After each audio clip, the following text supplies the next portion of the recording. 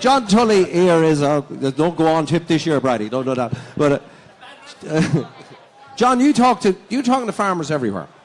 But one of the things, following on from Jared said, the big problem you keep identifying to me, and you've been very active about this, is the lack of police response. Tell us about that. The problem with the guards, if you rob today, they'll come out maybe 2 or 3 days later. That's not good enough. There is no follow-up.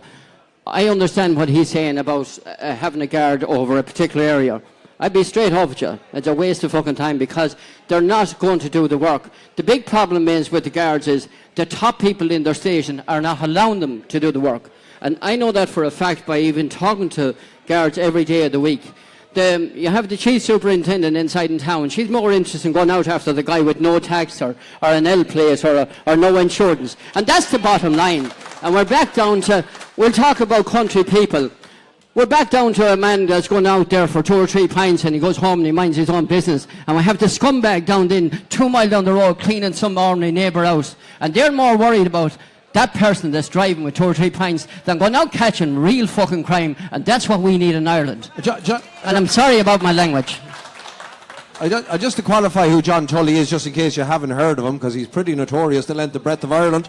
It looks like Michael down there. But John here was involved in the Save Our Communities. It was an initiative to set up around Tipperary. It's led to the huge meeting in Thurles, and then another meeting in Trim, which actually, that's the one I was saying, that was the catalyst that provided and forced the government to do something about it. By the way, without your angry head on now, calm, baby, has the situation genuinely, in any way, changed or improved? Now, give credit where it's due.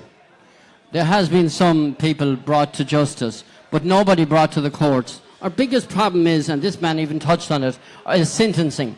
We have electronic system, that was tagging system that brought in over a year and a half ago by Francis Fitzgerald, and not one person has been tagged. Now we go back to one little instance. There was a place just outside Thurles last January was raided. There was over €500,000 worth of product in that shed. There was another €500,000 that these boys claimed that they had receipts for.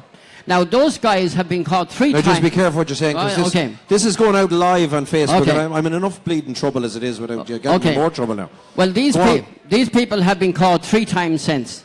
Right? Once has been caught in Care. They've been caught coming in on the boat with 50 grand's worth of stolen stuff, and there was another fine 2 weeks ago. Right? And these boys are still walking the streets. So why aren't they tagged?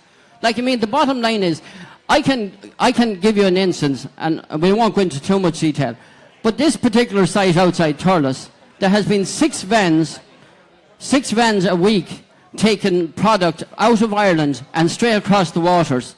Our biggest problem, we're talking about free movement. We shouldn't have free movement, because these guys are moving. When the product is stolen, it's gone. Now, we have 35 or 40 quads taken in the Rathkeil area, for instance. And where are they? In what area? What area now? In Rathkeil, in Limerick. There's 30 to 40 quads. There was a meeting in the Rathkeil House Hotel there 2 weeks ago. And at that meeting, there was a particular reporter wanted to go into that meeting. And she was heavy-handed by local councillors, TDs, and I wouldn't say 100% sure about Gardai, but it's damn bad that if we're employing TDs and local councillors in Ireland, and they're going to stop the ordinary Joe Soap from talking, that's a disgrace. We depend on the government to back the people of Ireland, not to shut them up. And the sooner we start talking, the better, because these guys are going to stay robbing. I'll just clarify one thing, Paul. They're on about how these guys operate. These guys operate in vans, and they operate in vans that's disguised as road maintenance, or they'll have a different venue on the van nearly every night, but 90% of it is road maintenance, and that's where we want to look at. Every van that's on your road, lads, you need to take the numbers down. You need to look at it. Don't even think, oh God, I think he's okay. He's not okay. You need to look at every inch of this area.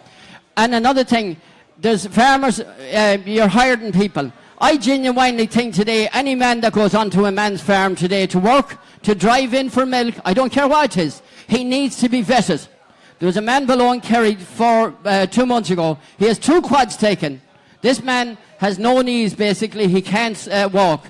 And he went along, he bought a quad for 2,500. He went to buy another one 3 weeks later for 7,000, and he had it 5 days. Now, I think that's a joke. Okay. And there's not many people was in on his farm.